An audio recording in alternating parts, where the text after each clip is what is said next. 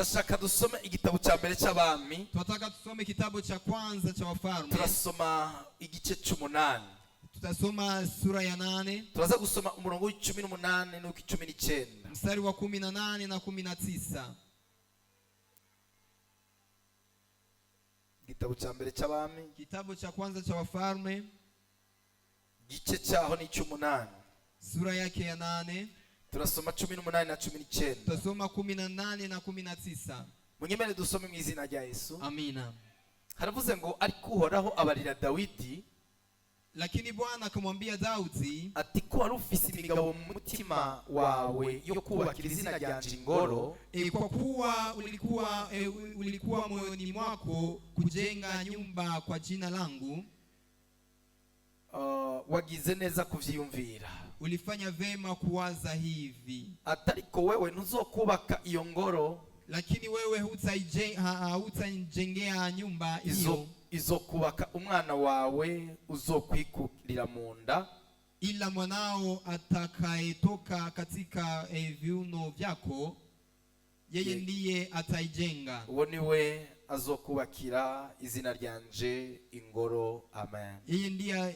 Yeye ndiye atakayejenga nyumba kwa jina langu. Amina. Ndashima Imana ivyo utashoboye gukora umwana wawe azobikora. Namshukuru Mungu kwa kuwa kila ambacho hakuweza kufanya mtoto wako atakifanya. Nariko ndaguhanurira ushatse uvyakire. Nilikuwa natabiri ukitaka upokee. Birashoboka ko hari vyamaze kukurengana ariko umwana wawe azobishike ku izina rya Yesu. Vile vilishakupita lakini mtoto wako. Haleluya. Amina. Turaza muri iki gitabo cya mbere nyene cy'abami igice cya 6 n'umurongo wa mbere. Tutasoma hiki kitabu cha Mwanzo sura ya cha Wafalme wa kwanza sura yake ya 6 na mstari wa kwanza. Aravuze ngo maze imyaka 480 ishize uhereye igihe Abisirayeli baviriye mu gihugu ca Egiputa, Salomo atangura kubaka ingoro y'Uhoraho. Hari mu mwaka ugira 4 ari ku ngoma, mu kwezi kwa Zivu ariko kwezi kwa kabiri. Amina. Ikawa katika mwaka wa 480 baada ya kutoka wana wa Israeli katika nchi ya Misri, katika mwaka wa 4 wa kutawala kwake Suleman juu ya Israeli, katika mwezi wa Zivu, ndiyo mwezi wa pili, akaanza kujenga nyumba ya Bwana. Amina. Sijui kama umeelewa vizuri mstari. Nikubalie tena nikusomee usikie vizuri. Haravuze ngo maze imyaka 480 ishize uhereye igihe Abisirayeli baviriye muri Egiputa, Salomo atangura kubaka ingoro y'Uhoraho. Hari mu mwaka ugira 4 ari ku ngoma, mu kwezi kwa Zivu ariko kwezi kwa kabiri. Amina. Amina. Ndashaka undamukiriza umuntu ari hafi yawe. Nataka usalimie jirani yako anayekusogelea. Mumba uti muri uku kwezi kwa kabiri, mwambie ndani ya mwezi huyu wa pili, Imana iguhe kubaka ivyanani y'abavyeyi bawe. Mungu akupatie kujenga vilivyoshindwa wazazi wako. Imana iguhe kubaka ivyanani y'abakwibanjirije. Mungu akupatie kujenga vilivyoshinda waliokuwa. Ndavuze muri uku kwezi kwa kabiri, nasema wa huyu mwezi, Imana iguhe gutangura ivyanani y'abana. Mungu akupatie. Haleluya. Amen. Mwezi kwa kabiri kwitwa Zivu, mwezi huyu wa pili ulio, Salomo atangura kubaka ingoro se atubatse. Suleman akaanza kujenga hekalu. Nawe yarangariza ubuzima bwawe. Nacho bitwaye ivyanani y'abavyeyi bawe. Nacho bitwaye ivyanani y'abiwanyu. Uku kwezi kwa kabiri, Imana iguhe fondation ivyanani y'abana. Haleluya. Urashobora kuvyagira Imana ikumera umugisha. Unaweza kaketi na Mungu akubariki. Sinza guteba cyane, atutakawia sana, ariko ndashaka mpemu yera mfashe. Lakini nataka Roho Mtakatifu atusaidie, kugira ngo ushobore kuganiriza aya majambo, ili niweze kukuongelesha maneno haya. Ko numvise mpemu yera ayambwira ku bintu byinshi cyane. Maana nimesikia Roho Mtakatifu akiniongelesha mengi sana. Mutima wawe, ukifungua moyo wako, kandi ni wakurikiranira ijambo, na ukifuatilia neno hili, ejo tange higa ejo mpema ashobora kukubarira ibirenze ivyo ngire ndakubarira. Kesho yake Roho Mtakatifu atakufunulia zaidi ya hivi. Nagaruka kunyigisho kuba Mungu ivuga impemu y'ukwizera. Nitarudia kwa mafundisho ya Jumapili amesema kwa niwakurikirana ijambo y'uno munsi, ukifuatilia neno la leo, Mpemu kwizera azovugana nawe ivy'ubuzima bwawe. Na Roho wa imani ataongea na wewe vya maisha yako. Kandi ivyananiranye azokwereka ukuntu uri buvyubake. Tena vilivyoshindikana atakuonyesha jinsi gani Yananiye utakavyojenga. abandi mpemu kwizera Vilivyoshinda wengine roho wa arashobora imani kugufata ukuboko akabigukorera mu izina rya anaweza Yesu. kukushika mkono na ukavifanya katika jina la Yesu. Ku munsi w'Imana twaganiye kuri mpemu kwizera, Jumapili tuliongelea roho wa imani twongera tuganira ku majambo y'ukwizera. na tukaongelea pia maneno ya imani. Amajambo y'ukwizera n'amajambo y'Imana ni Bibiliya, Maneno ya imani ni maneno yaliyoko ndani ariko ya mpemu Biblia, kwizera niwe aduhesha ivy'ijambo ry'ukwizera ritubarira. lakini roho wa imani ndiye anatupatia vile maneno ya imani. Rero yanavyotuambia. ntureke ngo biherere ngaho uyu mugoroba. Tusiache vishie hapo Mpemu jioni. kwizera agenda guhishurira ibirenge ibi. Lakini roho ya imani aenda kufunulia Abantu b'Imana hivi. tuvuge amina.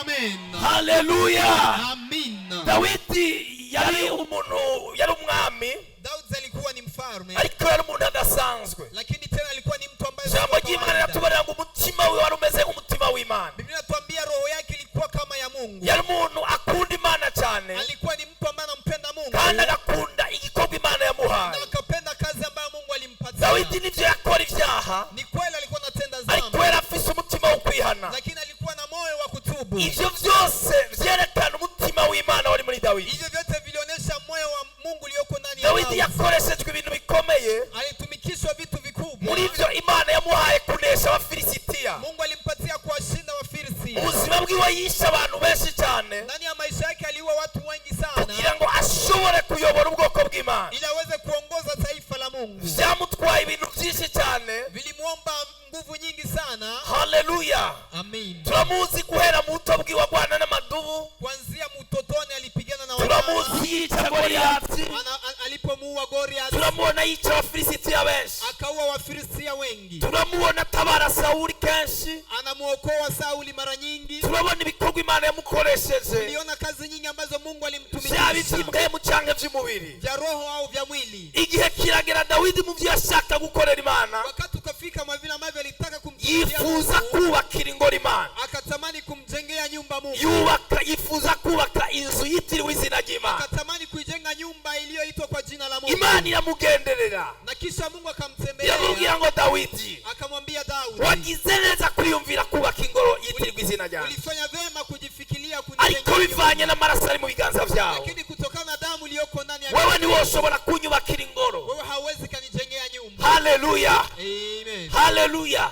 Amen. Wewe niwe ubishobora, Wewe hauwezi. wewe niwe unyubakira. Wewe hauwezi Mu biganza kanijengea. vyawe hariyo amaraso, Mikononi mwako pako damu. ariko kubera umutima wagize, Lakini kwa sababu ya moyo ambao umwana azova mu nda yawe bwite, utakayemzaa, uyu azonyubakira. huo ndiye atakayenijengea. Ongera umurabe mu maso umuntu ari hafi yawe, Salimia tena jirani yako. umubwire uti vyakunaniye abana bawe baze babikore. Mwambie vilivyokushinda watoto wako Amashuri walifanye. utize abana bawe baze bayige. Kusoma maya au kusoma watoto wako Amafaranga wasome. utaronse abana baze bayaronke. Pesa ambazo haukupata watoto wako Ibihugu wasipate. utagezemwo abana bawe baze babigeremwo. Kazi ambazo haukufika ndani watoto Ibikorwa wako utashoboye gukorera Imana, kazi ambazo haukumtumikia abana bawe baze babikore mu izina watoto rya wako Yesu. wamtumikie katika jina la Yesu. Ivyo vyavuye kuki? Hivyo vilitokea kunini? Vyavuye ku mutima yari afise. Vilitoka kwa moyo ambao alikuwa Ivyo nao. yifuza gukora ntivyakunze, Vile ambavyo alitamani kufanya ariko Imana viliwezekana. imuha umugisha kwa mwana wiwe ari we azobikora. Lakini Mungu akambariki kwa sababu ya mtoto wake. Igihe kiragera, Na wakati ukafika, Dawidi aronka umwana yitwa Salomo. Daudi akapata mtoto aitwaye Aramushima bari washaka ko azoba umwami. akatamani yeye ndiye awe mfalme. Turabona bakuru be bamugwanya kugira ngo bari abami, Wakubwa zake walimpiganisha ili ariko awe mfalme. icyo Imana yavuze ku muntu kigomba gushika. Lakini kile ambacho Mungu alisema kwa mtu ni lazima. Salomo arima aba umwami w'Abisirayeli. Suleiman akawa mfalme wa Israeli. Amaze kwima inyuma y'imyaka 4 gusa.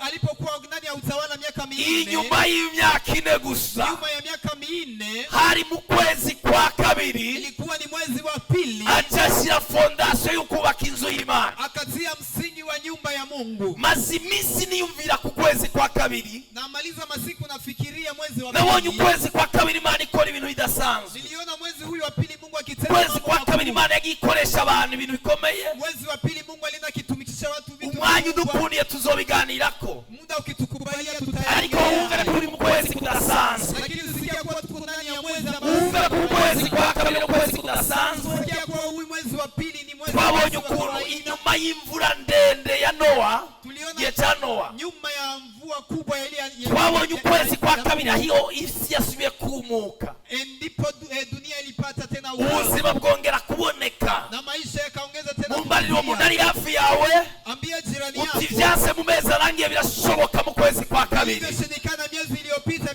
Nyemere nongere ndabifuriza ukwezi kwiza kwa kabiri. Nikubalie tena niwatakie mwezi Kwezi kwa kabiri uyu mwezi wa Imana yagiye ikora ibikomeye, Mungu alienda kitenda mambo nawe izogukorera ibikomeye muri kuno kwezi. pia Mungu akutendea makubwa ndani yako. Haleluya. Amen. Abantu turiko turasengana muri uku kwezi kwa kabiri. Ambao tuko tunaomba pamoja mwezi huu. Iyi ndwi mwavyumvise ni amasengesho. Hii wiki umesikia ni ya maombi. Turashaka turondera kugira neza kw'Imana muri kwezi kwa kabiri. Matendo makuu ya Mungu Kwezi kwa kabiri dukorera ibidasanzwe. Uyu mwezi wa pili tutumikie Kugira ngo tuzabe icyubahiro Imana yacu. Amen. Haleluya. Amen. Bibiliya ijambo ry'Imana Biblia neno la Mungu ritubariye ngo Salomo linatuambia Suleiman ukwezi kwa kabiri mwezi wa pili atangura kubaka fondation. akaanza kutia msingi. Tugomba dusenge mu kanya. Tunataka tuombe muda mchache. Ndashaka wumve iki kintu. Nataka usikie kitu hiki. Kubaka cyangwa gukora igikorwa icyo ari cyo cyose, Kujenga au kuanzisha kazi yoyote iyo fulani, gitanguye mu mubiri kiranka, wakati unaianza, ariko iyo utanguye mu mpemu lakini ukianza kiroho, mu mubiri biroroha.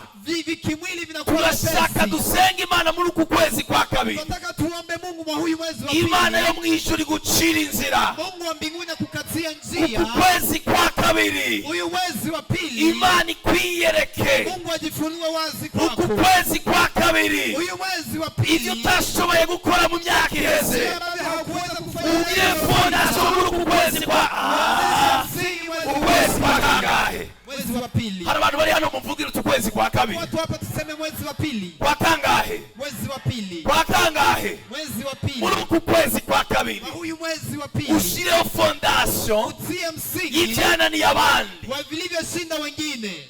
gira mugenza utirika kwikengera. Ambia jirani yako usijidharau. Uriko muri kengere ariko ubona mikenge sa gira mugenza utisi twebwe Imana igira idukorere. Ambia jirani yako sisi bali ni Mungu anataka. Salomo nta buhinga yari afise, baza ngo ubuhinga bwatumye yubaka, akukuwa na ujuzi wowote ule. Yari isezerano ryahawe se, ilikuwa ni ahadi iliyopewa Imana baba yake. yabitwemere ku kwezi kwa kabiri uyirondere iraje kugwa kubaka ivyananiye abandi mu izina rya Yesu. Mungu alitukubalia ivyananiye abavyeyi bawe ku kwezi kwa kabiri utangurishire fondation nawe izina kwa jina la Yesu. Ariko murafise ukwizera muvugira amina. Tuko na imani tuseme amina. Turavyubaka ni tuvyubaka. Tutajenga hatutajenga. Sawa. Ndarangije sawa. Ntabwo umunsi ari inyigisho. Wakiriye ni wakiriye. Ulipokea. Ukaba wakiriye rero. Kama ulipokea sasa. Kwa Mungu wali ngaha. Jumapili ulikuwa hapa. Nakwigisha ikintu bita ijambo nk'emu y'ukwizera. Nimewafundisha roho wa imani. Genda ulifate. Nenda ulishike. Kwezi kwa kabiri. Uyu mwezi wa pili. Ubwira Imana tunagomba kubaka ivyananiye abavyeyi bawe. Mungu nataka kujenga vilivyoshinda ndashaka kubaka ivyananiye umuryango wanje. Vilivyoshinda familia yangu. Ndashaka kubaka ivyo data tubatse. Ivyo mama tubatse ndashaka kuvyubaka. Ntabwo tuvuga mu mezi aza. Turavuga muri uku kwezi kwa kabiri. Nimba udafise amabuye y'ukubaka Imana yazane. Nimba ubuze umucanga Imana iwuzane. Nimba ukeneye isima Imana yizane. Mu kwezi kwa kabiri. Yego. Ndiyo. Kwezi kwa kabiri. Uyu mwezi wa pili. Imana iguhe fondation. Mungu akupatie msingi. Nimba umudandaza Imana iguhe umutahe wagutse. Kama nifanya biashara Mungu akupatie Imana ikuhagure. Mungu akupanue. Imana igucira inzira. Mungu akukatie njia. Haleluya. Amen. Kwezi kwa kangahe? Mwezi wa pili. Turakeneye fondation sasa mu kwezi kwa kabiri. Yashoje Farao Salomo. Vilivyowezekana kwa Solomon. Niyo Mana igiye kugushoboza na. Ndiye Mungu anaenda kukuwezesha na wewe. Yaciriye inzira Salomo. Aliyekatia njia Suleiman. Niyo Mana igiye kugucira inzira. Ndiye Mungu anaenda kukukatia njia. Ukwezi kwa kabiri. Mwezi wa pili. Sisi kuri kuvuga ukwezi uko niko navyumva. Sijui kama unasikia mwezi huu kama ninavyosikia mimi. Halo. Ega ugira mugenza uti turacyari tariki 5. Ambia jirani yako Zine. tuko ndani ya Ega tarehe. nikurahera. Mwezi haujaisha bado. Ega tuba turatangura. Ndo tunaanza mwezi. Kwezi kwa kabiri. Mwezi huyu wa pili. Ndashaka ukwakire. Nataka upokee mwezi. Uje mu yindi dimension y'amasengesho. Uingie ndani ya ngazi Kandi ya ndashaka muve muri maombi. izo ntege nke. Utoke ndani ya huyo zaidi. Bwana sifiwe sana. Amen. Iri jambo ugenda urikurikirane n'iryawe. Ili neno likufuatilie ni la kwako. Sije natumye uba hano. Sio mimi ambaye nilisababisha. Suwagutumiye yatumye uba hano. Si aliyekualika. Ni Imana yavyemeye kuba hano. Bali ni Mungu Ni Imana yemeye kwiri jambo ryakira. Imana igiye kukubakira fondation nshasha. Imana igiye kugucira inzira nshasha. Igiye kugushoboza ivyananiye abiwanyu. Igiye kugushoboza abari bazi ngo barakurangije. Imana igiye kuba kurenganya. Nenda kuwavuku kuvusha. Sinzi ko hari umuntu avye.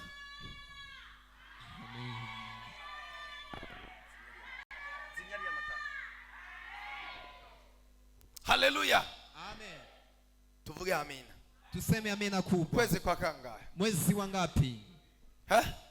Mwezi wa pili. Bwana asifiwe sana. Amen. Kila mugenza uti ikintu cyose cyashingiye igihe cyacu. Ambia jirani yako kila kitu kimetiliwa na siku yake. Tindashitse mu gihe cyo kubaka fondation nshasha. Sema nafika wakati wa kujenga msingi mpya. Fondation msingi mpya. Kwezi kwa kabiri. Mwezi wa pili. Imana yashoboje Salomo. Mungu aliyemwezesha Sulemani. Imushoboza ivyananiye Dawidi. Akamwezesha vilivyoshinda. Niyo Mana igiye kugushoboza muri ku kwezi kwa kabiri. Mungu anaenda kukuwezesha mwezi huyu wa pili. Haleluya. Amen. Urajakiriye ntujakiriye? Napokea. Uritahane. Uende na neno hilo. Kwezi kwa kabiri. Mwezi huyu wa pili. Ibintu ugiye gusengera. Vitu ambavyo naenda kuombea. Imana tuvyananiye abandi. Vilivyoshinda wengine. Waravuze ko nzobishobora. Ulisema ya kuwa wewe ndio utaweza. Haleluya. Amina. Ndashaka mwige gusenga. Nataka mjifunze kuomba. Imwe mu kwizera nta handi iva. Roho ya imani hakuna pengine inatoka. Lakini natoka ndani ya neno la Mungu. Karifatini Imana ivuganye nawe. Ushike ya kuwa ni Mungu anaongea pamoja na wewe. Salomo na makuru ni histoire ntakihari. Sulemani hayupo tena, ni historia. Ivyiwe vyaraheze. Vya kwake vilipita. Salomo ariko aravugwa ni wewe. Sulemani anaongelewa leo ni wewe. Dawidi ariko aravugwa ni bandi bagutabanjirije imbere. Ni wale ambao ndagusengeye mu izina rya Yesu. Kwezi kwa kabiri. Kubera imfura yandi mezi. Ibyo utigeze ushikako. Uku kwezi. Imana ibikugezeho. Izina. Kwa jina la Yesu. Turi kumwe. Tuko pamoja. Bangahe bariko barakira? Ni wangapi ambao tunapokea? Kwezi kwa kangahe? Mwezi wa pili. Kila mugeza uti turacari mu ntango y'umwaka. Ambia jirani yako tuko. Uyu mwaka urarangira hari bishasha twagezeho. Uyu mwaka urarangira uri umuntu wundi. Tuko watu wapya. Ni washyira ibirenge hasi ukumviriza ijambo ry'Imana. Ukitia miguu fasi moja na kusikia. Warangiza ukarigenderamo. Na kulitembelea. 2026. Uyu mwaka wa 2026. Ni mwaka wawe. Ni mwaka wako. Uzobumbarira. Utanambia. Uzobumbarira. Amen. Ni wabivamwo. Ukiacha. Shauri yako. Shauri yako. Ariko ni wabikomeza ukabibamo. Lakini pia ukiendeleza. Mwaka wa 2026. Na kuvishi mwaka huu wa 2026. Sinzi kuri witahure. Sijui kama unaelewa hapo. Ariko wumve ko Imana yavuganye nawe. Lakini usikie kwa Mungu anaongea na wewe. Nabigishije ukuntu umuntu avugana n'Imana. Niliwafundisha jinsi gani Mungu anaongea na watu. Bizohera hehe? Vitanzia wapi? Naha. Ni hapa ndani ya neno la Mungu. Ni hili neno la Mungu. Nenda ukalishikilie. Baza ngugiye kubaka ishengero wewe. Hautaijenga kanisa. Ariko hari Imana ibona muri wewe ukeneye kubaka. Lakini pako kitu ambacho Mungu anaona ndani yako unatakiwa kujenga. Imana ibona wewe ukubaka. Pako kitu ambacho Mungu anaona unaweza kajenga. Kayihesha icyubahiro. Na kikamheshimisha Mungu. Kigahesha icyubahiro izina ryawe. Kikaheshimisha jina la Mungu. Hallelujah. Amen. Rero wewe. Ni wewe ugenda ulikurikirana. Nenda ukalifuatilie. Imana ivuganye nawe. Na Mungu anasema na wewe. Kwezi kwa kabiri. Huyu mwezi wa pili. New foundation. Ni msingi mpya. Nimba hari vyasambutse. Kama pako vilivyobomoka. Guhagarika umutima. Usisimamishe moyo. Tugeze mu bihe bishasha. Tunafika ndani ya wakati mpya. Tugeze muri fondation shasha. Ndani ya msingi mpya. Tugiye kubaka bishasha. Hallelujah. Haleluya. Amen. Shaguruka muri ico kibanza urimo. Simama hapo ulipo. Tunashaka dusenge. Tunataka tuombe Mungu. Tambuka gato muri ico kibanza urimo. Piga hatua kidogo hapo ulipo. Ndashaka wiyumvire. Nataka ujifikirie. Ikintu gishasha wifuza ko Imana ikubakira. Kitu kipi ambacho nataka Mungu akujengee. Niki ushaka ushaka kw'Imana Ni ikubakira kipi unataka Mungu akujengee? muri uyu mwaka wa Uyu 2026? mwaka wa Iyi 2026 fondasiyo ni Imana yo gushiraho mu kwa kabiri. msingi mpya ambaye Mungu anataka kujenga Gerageza mwezi wa pili. uciyumvire ko, Jifikirie vizuri. tambuka gato wiyumvira ku Mana yawe, Piga hatua ukitafakari uvyereke kwa Mungu Imana wako. nawe, Ukimuonesha Mungu utangure wako. uvyereke Imana Uanze muonesha Mungu ikintu wako. ushaka muri uno mwaka, Kitu ambacho unataka mwaka huu. ikintu ushaka ko Imana igukorera muri Kitu uno ambacho mwaka. unataka Mungu akujengee mwaka huu. Tambuka ukivuga, Piga hatua na kibarira kusema. Imana, Kiambie Mungu cereka wako. Imana, Onesha Mungu gira uti muri uyu wako. mwaka Mana, Eti mwaka huu ndashaka iki Mungu. kintu Nataka kinyubakire, kitu hiki ukinijengee. ndashaka iyi fondasiyo. Nataka msingi huu. Iwacu ntibyigeze bishoboka, Kwetu ku havikuwezekana. babyeyi ntibyigeze Kwa bishoboka, wazazi abo havikuwezekana. tuvukana nawe abishoboye. Wale ambao tunajua Ariko pamoja ndakwinginze, hawakuweza. Lakini nakusihi. ariko Lakini ndakwinginze, nakusihi. muri fondasiyo ugiye Wa kubaka, huyu msingi ambao iyanje nakujenga. nanje ngiyi Na nkeneye. mimi wa wangu uwe nani? Siriko numva abantu basenga cyane. Sisikii watu ambao Zamura ijwi imbere y'Imana, Inua sauti zamura ijwi imbere y'Imana, Inua sauti zamura ijwi imbere y'Imana, Inua sauti mbele za zamura ijwi Mungu. imbere y'Imana. Inua sauti mbele za Sinzi Mungu. ko ari urugo ushaka kwikubakira, Sijui kama ni familia unataka ndashaka uzamura kujengea. ijwi uyibwira Imana. Nataka upaze sauti Sinzi yako ko ari ambele akazi Mungu. ugomba kwikubakira, Sijui kama ni kazi unataka sinzi ko ari kujengea. fondasiyo ukeneye. Sijui kama ni msingi Bibarira unayohitaji. Imana, Ambia Mungu. bibarira Imana, Ambia Mungu. bibarira Imana, Ambia Mungu. bibarira Imana. Ambia Mungu. Irabishoboye, Mungu anaweza. irabishoboye, Mungu anaweza. irabishoboye, Mungu anaweza. irabishoboye. Mungu anaweza. Zamura isengesho ku Mana yawe, Inua- paza zamura sauti kwa Mungu isengesho, wako. Inua zamura ijwi ryawe, paza sauti barira yako. Imana yawe. Ambia Mungu Hari wako. fondasiyo Imana yo gushiriraho, Msingi ambao amateka y'ubuzima bwawe agahinduka. maisha yako Hari fondasiyo Imana yo gushiriraho, Msingi ambao Mungu anataka ubuzima bwawe kutia. bugahinduka. Maisha yako Hari yakabadilika. icyo Imana yo gukorera guhera Kwa mu kitu kwezi kwa ambacho Mungu kabiri, anakujengea mwezi huu wa pili. Imana ikagucira Na inzira. Mungu akakukatia njia. Zamura ijwi ryawe usenge, Paza sauti yako zamura uombe. ijwi ryawe usenge. Inua sauti yako juu uombe. Birashoboka, Inawezekana. irabishoboye. Mungu anaweza. Yobikora nawe ugatabarwa, Anaweza akafanya nawe pia yobikora kukombolewa. ubuzima bwawe Anaweza bugahinduka, akafanya na maisha yako yobikora yakabadilika. amateka yawe Anaweza agahinduka. akafanya na wakati- na Lele maisha masa yako zobra, yakabadilika. Amen. shandelele masa rika sata ramaka sata zobra. Mana turaguhamagaye muri aya materaniro, Mungu tunakuita imbaraga kwenye zawe ibada hii. zigaragare, Nguvu zako ubushobozi zionekane. bwawe bugaragare. Uwezo wako uonekane. Nuze ukiza abantu, nuze utabare, Njoo ukomboe watu. nuze ubohore, Njoo ufungue watu. nuze wiyubahishe, Njoo ujiheshimishe. bimenyekane ko ari wewe Ijulikane ya kuwa ni wewe uri Mungu. kumwe natwe, Uko pamoja nasi. bimenyekane ko ari wewe Ijulikane ya kuwa ni wewe uhagararanye Mungu. natwe, Unasimama pamoja nasi. bimenyekane ko ari wewe Uonekane ya kuwa ni tanguranye wewe. natwe ukwezi kwa kabiri. Unaanza nasi mwezi Wewe wa pili. wabikoreye Salomo, Wewe uliyefanyia natwe Sulemani. wobidukorera. Sisi unaweza Wewe katukomboa. watabaye Salomo, Uliyekomboa natwe Sulemani. wodutabara. Unaweza katukomboa. Senga mu izina rya Yesu, Omba kwa jina la Yesu. senga mu izina rya Yesu, Omba katika jina la Yesu Kristo. senga, Omba. senga. Omba. Siriko ndumva ijwi ryawe, zamura ijwi, Paza sauti. zamura ijwi, Paza sauti. zamura ijwi. Paza sauti. Zamura ijwi. Paza sauti. Irahari ku bwawe, Mungu yupo kwa ajili yaje yako. kugutabara, Alikuja yaje kukukomboa. kugirira neza, Alikuja kukutendea yaje mema. guhindura ubuzima bwawe. Alikuja kubadilisha Indwara maisha nta yako. kibanza zifise muri wewe, Magonjwa yana nafasi ndani ivyo yako. bitero nta kibanza bifise muri Hiyo wewe. vita haina nafasi Wewe ndani uri yako. umwana w'Imana, Wewe ni mtoto wa Mungu. wewe uri umwana w'Imana, Wewe ni mtoto wa wewe uri Mungu. umuntu adasanzwe. Wewe ni mtu ambaye si Muri wewe hari icyo Imana yashizeho. ndani yako pako kitu ambacho Senga mu kimeweka. mbaraga, Omba kwa Mungu. senga mu bushobozi, Omba kwa uwezo. senga mu izina rya Omba Yesu. kwa jina la Yesu. Oh, oh, oh, ndano wanye nawe mu bwiza bwawe niho nsibira, nta usa nawe mwami, nta usa nawe, nta usa nawe mwami, nta uwanye nawe, nta wanye nawe. Zamura ijwi. Inua sauti yako juu. Zaga weni honzibera,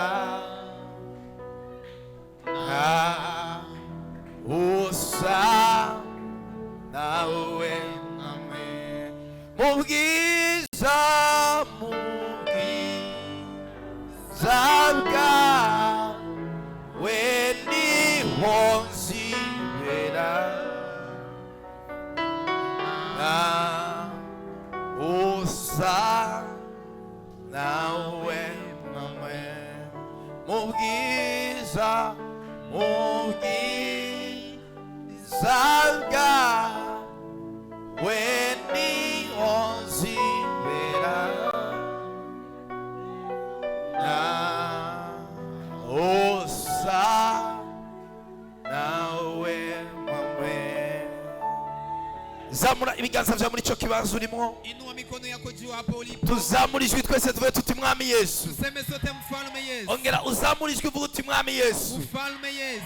Ndagushimiye cyane. Nakushukuru sana. Ko washikanye muri uku kwezi kwa kabiri. Kwa umenifikisha mwezi huyu wa pili. Ukwezi kwitanguriro rishasha. Mwezi wa msingi mpya. Ukwezi kukubaka ibikomeye. Mwezi wa kujenga vikubwa. Ivyari vyananiye abandi. Vilivyoshinda wengine. Muri uku kwezi kwa kabiri. Huyu mwezi wa pili. Ubaye gutangura kuvyubaka. Nipa kuanza kuvijenga. Ivyari vyananiye gukora abandi. Vilivyoshinda wengine. Muri uku kwezi kwa kabiri. Huyu mwezi wa pili. Ndakiriye kubikora. Napokea kuvifanya. Mw'izina rya Yesu.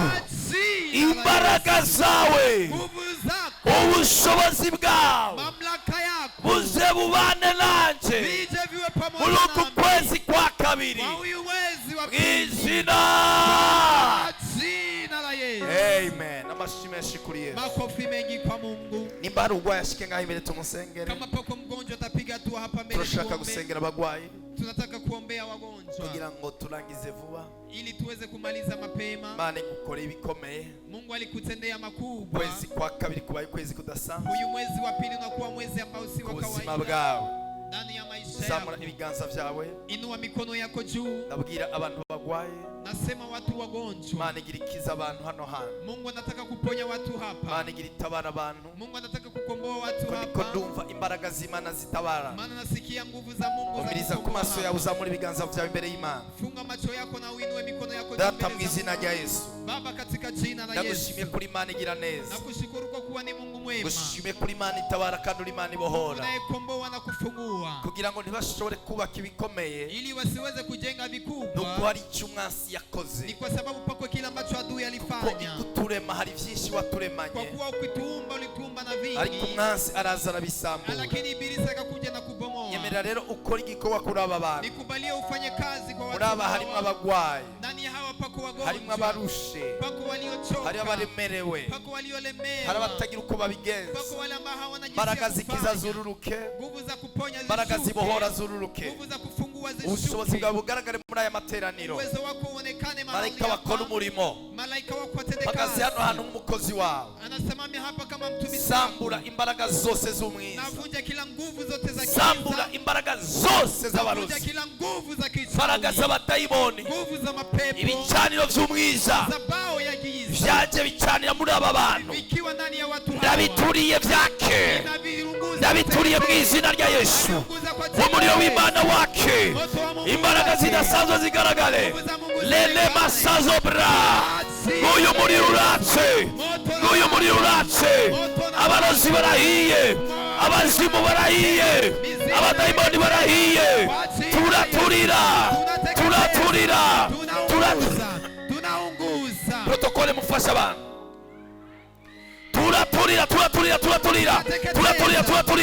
Turaturira. Relelelelele. Umuriro ni wake. Caniro vy'ingwara. Caniro vy'abarozi. Caniro vy'abadayimoni. Caniro vy'abazimu. Turabituriye. Protokole mufasha abantu. Zana mabase. Fasha umuntu ariko aravumisa. Umuriro ni wake. Turaturira. Dayimoni turaguturiye mu izina rya Yesu. Uyu muriro ibicaniro birahiye. Protokole mwe maso mufasha abantu katika jina la Yesu. Turasambura ibikorwa vy'umwiza. Turasambura ibikorwa vy'abarozi. Turasambura ibikorwa vy'abadayimoni. Ibikorwa vy'imizimu. z'ikuzimu lele masazobra abo bagaburiye ishano turaziturira turayirandura izina rya Yesu tuyitesheje agaciro kwa jina la Yesu. ibiri mu maguru Vilioko miguuni, ibiri mu maguru vilioko miguuni, izina rya Yesu kwa jina la Yesu. bitangure gusha Vianze kuteketea, bitangure gusha vianze teketea. ndavuga mu maguru Nasema miguu, turabituriye tunaviunguza kwa jina la Yesu kwa jina la Yesu. ibitero biri mu maguru Kwa jina la Yesu. bitangure gusha nonaha Vianze kuteketea. nguyu muriro watse Moto wake, nguyu muriro watse moto wake. ibiri mu mugongo Vilioko miguu, ibiri mu nda vilioko tumboni, ibiri mu maso vilioko usoni. turabituriye Kwa jina la Yesu. rabababababa Kwa jina la Yesu. rababababa Kwa jina la rekura Yesu. umutwe Kwa jina rekura la Yesu. izosi Achia shingo. rekura inda Achia tumbo. rekura amaguru Achia miguu. rekura amaso Achia macho. rekura rekura Achia. utegetswe kubarekura Awatana wa utegetswe Mungu kubarekura Amuru kuachia. protokole mufasha abantu Kwa jina la Yesu. Thank you Jesus. Oh. Yeah, yeah, yeah, yeah, yeah, yeah, yeah, yeah, yeah. Mushe mwese, Teketeeni nyote. mushe mwese, Teketeeni. mushe mwese. Teketeeni. Muvuze induru nyinshi mugenda. Piga kelele na kuomba. Ya ya ya ya ya ya ya ya.